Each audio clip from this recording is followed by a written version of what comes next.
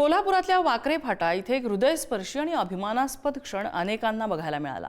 संजय तोडकर यांची कन्या प्रतीक्षा तोडकर हिची ठाणे ग्रामीण पोलीस दलात निवड झाल्यानंतर तिने वडिलांना आगळ्या-वेगळ्या पद्धतीने आनंदाची बातमी दिली।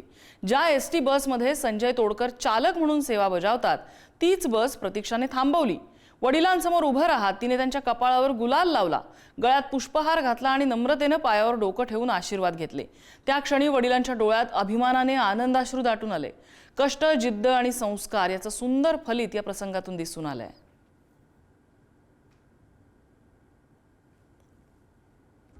मुखी घाल मेल लेकराच्या पायी उभा जन्म उधळेला आधाराचा वड जणू वांगल आभाळ याच्या आईला पाचोळा जिनरानो माळ